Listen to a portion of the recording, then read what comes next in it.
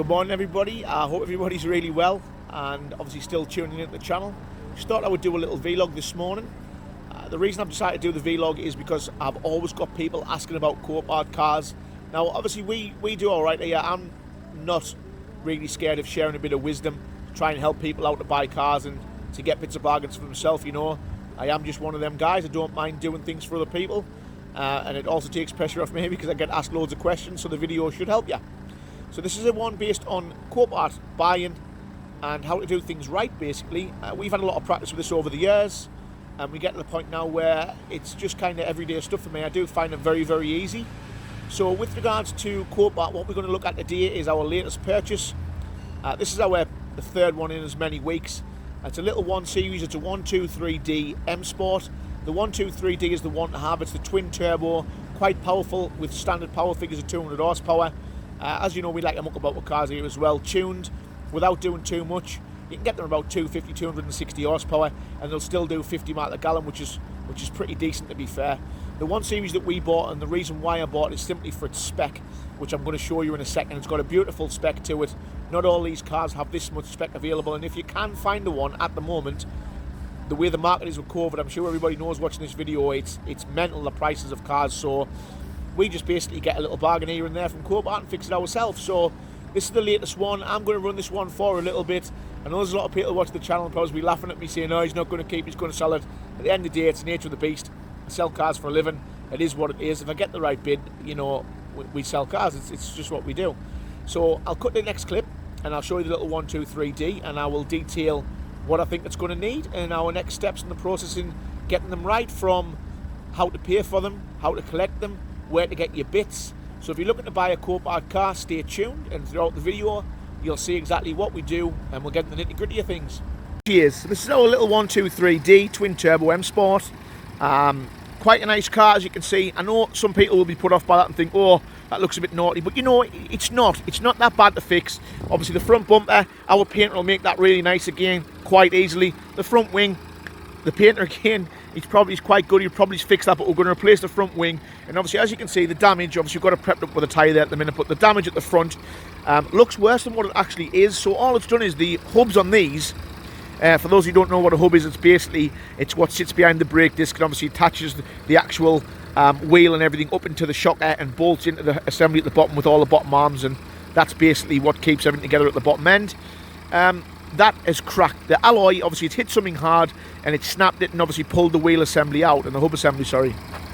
So what we've got to do is we need a replacement hub. We've sourced that from a local BMW breakers. BMW breakers are all over the country. They're on eBay. If you need parts, hop onto eBay, type in what you need and you will find the bits. So we're going to get a new hub assembly, bolt that in.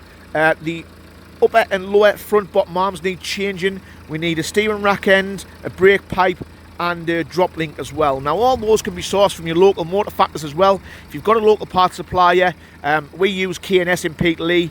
Shout out to John. John obviously looks after the bits, and obviously Euro car parts as well. You can get all these bits over the phone within the space of an hour or two. Very, very easy to do.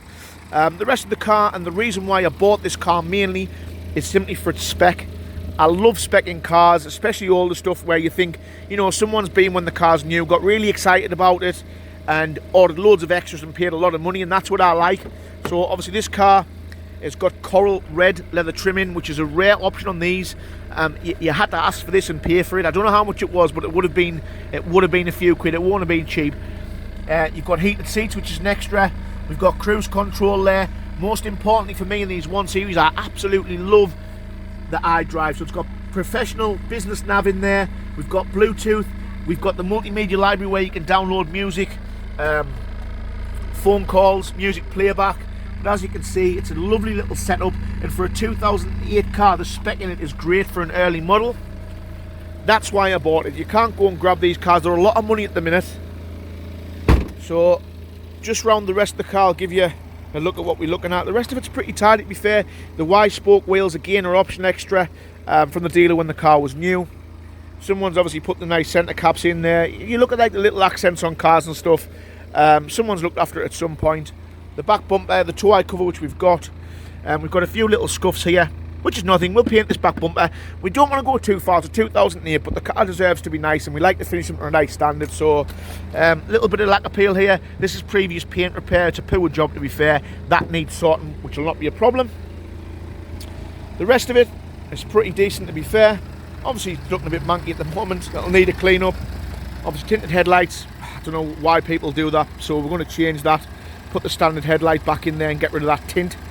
But yeah, overall, you know, it's nothing too scary. We're hoping that we're going to get the bits today from the local breakers, which we have sourced them. He's been on the phone this morning. He says he's got the bits in stock. We can go and grab them. He's only 20 minutes away, so we're going to do that. Now, fingers crossed, this car was only delivered this morning. I think we can have it on its wheels by the end of the day, and probably driving, all going well. So yeah, don't be afraid to buy cars from Copart. You know, we'll show you the steps and we'll show you exactly how to do it. Get yourself a good painter. Get yourself a local parts supplier, and with regards to Copart, to set your Copart account up, it's basically £100 at the moment for the year. Anybody can set that up. Obviously you need to have proofs of ID, etc. But if you ring any Copart yard, they'll set you an account up straight away, and they'll run you through the steps of what needs to be done in order to retain that account so you can start bidding for cars. Yeah, so that's the second clip there. We're happy with what we've got, and we'll plot on and we'll start getting things together. Right, so as you can see, we're in our lovely little 123D this morning. So with regards to obviously getting the car fixed, it all worked exactly as I thought it might do. And basically we got the parts delivered from the local breaker down at Middlesbrough. It's only like 15-20 mile away from us. And this guy just splits BMWs for a living. Now, with regards to the parts, again, we found these very, very easy to find. We literally just, for example, if you need to get the parts, just go into Google, type in BMW breakers or BMW parts, and Google will naturally normally search closest to you, so you can bring up the local breakers in your local area, which means if they've got the parts in, you can go and collect them, or if the delivery guy is like our delivery guy, he'll actually come and he'll drop them off for you, which is what our guy actually did. So the parts themselves, beg your pardon, the parts themselves, they cost us £250. Now, I didn't think that was cheap. I thought it was the going rate. But the thing is with me is time. I don't have a lot of it, so I know everybody's situations and timescales are going to be a lot different to mine. Obviously, with me dealing with cars daily, I find it very, very difficult to kind of spread me time out. I'm normally always flat out, so sometimes I pay a little bit more and do it the lazy or the easy way, if you like, and I just basically grab stuff that's close to. So for example, if I fished about for the parts that I got for the 1 Series, I probably could have got them maybe anywhere from £50 to £100 cheaper, but then it would have mean buying the parts individually one by one, which would have took time in terms of searching for them, ordering them, waiting for them getting delivered, which obviously I don't have. So it just made sense for me to pay more money but to make my life a lot easier and get them all done in one, which personally works for me in my situation. Again, you might be different, you might be able to fix it cheaper. So at the moment, in terms of cost of repair, we are literally at £250. Now, don't forget, if you're not hands-on, you will have to pay for your own labour at a garage or whatever. But obviously, Dave, who works for me down at SV, he's very, very good with a spanner and just got cracked on, put everything back together for me. And today was the first drive, so obviously early start this morning for me. It's 6:30. Just sat outside the gym. I just thought I'd do a quick update on the video. So when we fitted the parts up, obviously the first thing, when you've had any sort of wheel damage or bottom arms in an ad, you want to get the car tracked up. Make sure you get the car's tracking done once you've put everything back together. That's the most important thing, to make sure it's driving straight, and obviously you're not going to rub your tyres off in the process. What we've done is, obviously we're not tracking specialists by any means, so Dave's tracked it up by eye, and he's kind of got it somewhere near. So when I've been out and drove the car this morning, it actually drives very well, as in you wouldn't really think it had been in an accident. It drives pretty true, apart from the steering wheel's just off to the right-hand side. If I let me hand up the steering wheel, it just pulls over to the right just a little tiny bit. But you've got to expect that with regards to what's happened in the stuff that we've replaced. I'm actually pretty pleased on how the car's driving. We've been lucky with this one. Again, with Copart, don't forget, guys, like, you're taking a chance. Everything that you buy, you know nothing about. You've bought it from a picture, on an advertisement, and it is solely a chance. So do be prepared when you dip your toe. You know that water might be a little bit too hot for you, and it might not work out the way that you want.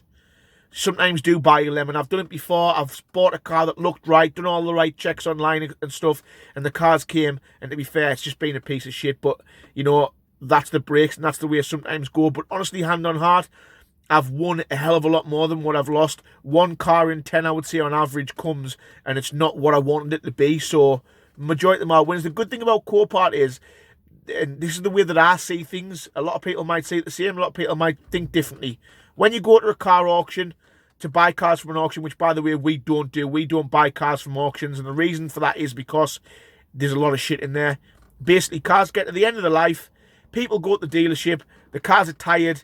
They start to cost money in repairs. They want a new car. They basically trade their old piece of shit car in. That's the way that it normally works. Yeah, you know yourself, guys. If you've been to a dealer and chucked an old car in, it's because it's been broken or it's ready to go wrong. You know, it's tired. It's stood the test of time, but you're getting to a point now where you don't want to spend any more money on it. It's starting to be unreliable. Those are the cars you get at auction. You do not buy quality from auctions. Any trader will tell you that. They all normally require a bit of prep work, and some of them go deeper than that. Some of them go gearboxes, clutches, turbos, engines. It can be that bad. Now, the way that I see stuff from Copart, now this is a little bit of me talking sense for once, okay? So, your stuff at Copart, these cars are in collisions on the road. So, these cars aren't cars that people want to get rid of. The people's daily cars where something's happened, they've had an incident which they hadn't planned for, and all of a sudden the car's taken away from them. So I actually think, regardless of these cars being damaged, you stand a better chance of getting a bargain and something working well mechanically from Copart over the likes of going to car auctions. So that's my thought, and that's why I buy a lot out of Copart. We fix them to a nice standard and then resell them at a fraction of the cost, so we make a little bit of money. The average person looking for example, a 123D like this one will pay a lot more money. Ours will be cheaper, and everybody wins. If you don't mind the category, obviously N or S against the logbook, and you're happy that the car's right when you come and purchase it, hey ho, you know you will get a bargain with the cars. So that's where I'm at with at the moment. Next steps, I am going to go and get the tracking done, and then I'll let you know what it's like from tracking, and then we'll book the car in for paint. I'll go down to the painters, and when he's prepped it, I'll walk you around what he's done and what we've had painted and stuff, so you kind of get a rough idea of what it takes to get these cars right. In the last clip, when I do paint, I'll also go through the step-by-step on how to use the Copart app, what you're looking for, how to put stuff into your watch list, how to keep an eye on it, and do your little bits of checks and stuff like that. Even though stuff's in Copart, obviously Copart comes through as category SRN, so theoretically it's kind of been HPI'd, but some of them still have like hidden things in MOTs, mileage discrepancies. So I'll talk you through a couple of apps where you can check everything, and you can kind of do the background checks to make sure that that car that you're buying has had a good MOT history, it's been looked after, make sure it doesn't have any hidden mileage discrepancies. These things are important when buying a second-hand car, whether it be damaged or not. But yeah, so far so good. We're in the 1 Series today. I'm on the road in it. I'm happy. Everything seems okay. So yeah, it's a thumbs up from me. And the next clip, we'll go to the painters, and I'll show you what my guys at the painters are actually doing in terms of getting the car right. Painters now. I had the wheels done. See, obviously look a little bit nice. Just waiting for some centre caps and some badges coming. £140 it was for those, so definitely worth doing. And so the wing stripped off the paint there now. Bumpers off.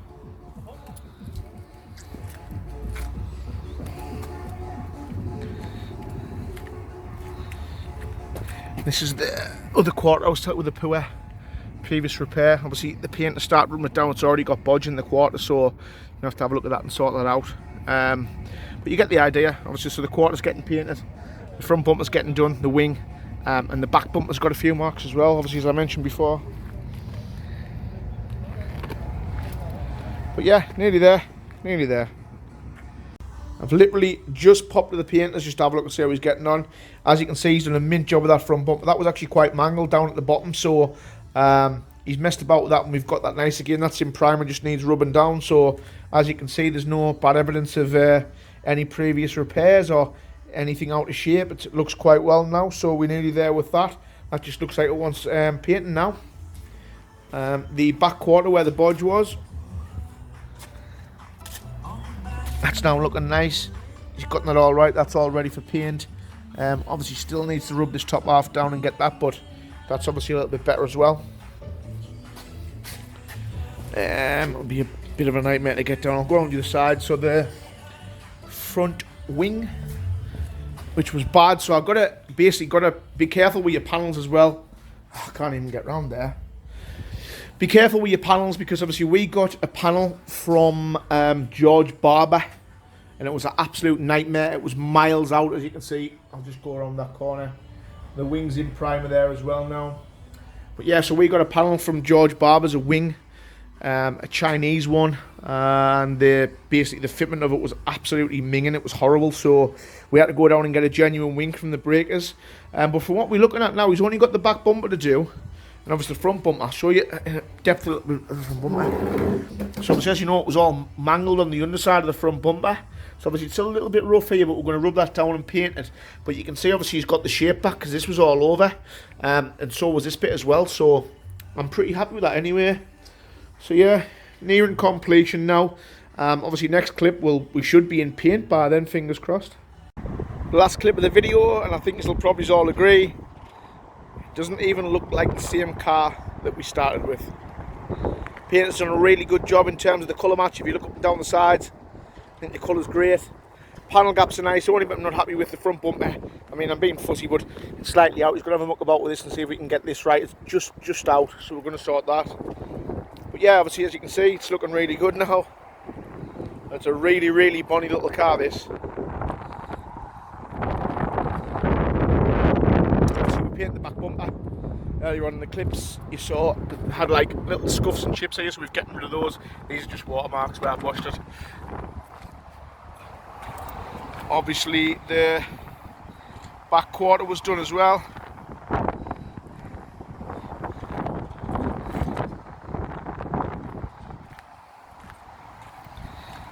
Again, nice job of that. And obviously the front bumper, which I'll get close to, that was pretty mangled, so again, he's done a lovely job, very, very well indeed. So yeah, get the right people, get the right parts, get the right painters, and obviously you can make a car look very nice for cheap money. Obviously the whole purpose of this video is to show you that, you know, you can fix stuff and get bargains out of Copart. Don't be afraid of it. So in terms of costs, what does this car now owe us now it's finished, which is, to me, is an important part of the whole process. The car itself now owes me, I think it's just over £1,800 all in. So, you know, I would see this car 2008 with 90,000 miles on it with all the spec in. If I was to sell this one and it wasn't crash damaged, I would say that car's probably worth about £4.5 grand a day. So theoretically, it's half price. And as you can see inside, obviously we've cleaned it up in here as well. It's looking very nice in there. So yeah, don't be afraid. There is a bargain to be had out there. And that's the way you do it. Snippet of what's to come with me and Dan in our next video. We've currently got two of these M3s at the moment. We've got one DCT and one manual. So this is just a little sneak peek of what's going to come next. We're going to grab the timing gear, we're going to get out on the road, go to a little location where there's a private bit of road which me and Dan both know really well, just a straight line, and we're going to put the DCT and the manual together, and we're going to see which one we prefer. Me and Dan both like manuals, however I've spent time in this DCT on track and the gearbox is absolutely phenomenal. So we're going to do some 0 to 60s and we're going to compare the two cars. This one is our LE 500 NTM pista wheels on it. Big stoppers known as land anchors for obvious reasons. They stop the car on the nose, but it's absolutely beautiful. And this is going to be the next video, so stay tuned guys, and don't forget, hit the like and follow. Don't forget to hit the bell for the actual notifications when the videos come on the channel, and we'll see you soon. The next video, as you can see, is going to be very interesting.